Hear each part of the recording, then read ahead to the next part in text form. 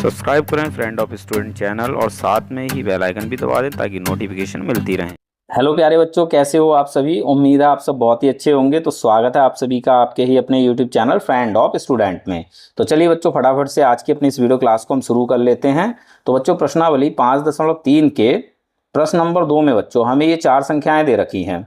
हमें यहाँ ये बताना है कि इन चारों संख्याओं में से कौन सी संख्या पूर्ण वर्ग संख्या नहीं है।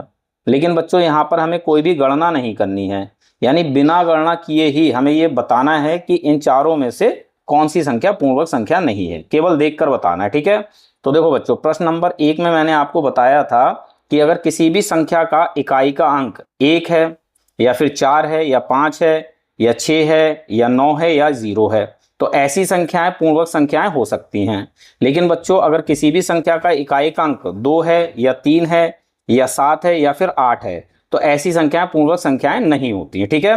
तो यहाँ पर बस हमें यही देखना है, इन संख्याओं के हमें इकाई के अंक देखने हैं, ठीक है।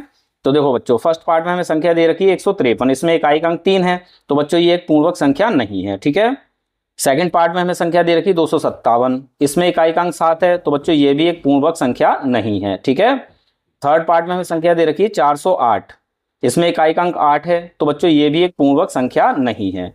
फोर्थ पार्ट में हमें संख्या दे रखी 441, इसमें इकाई का अंक 1 है, तो बच्चों ये एक पूर्ण वर्ग संख्या है, ठीक है।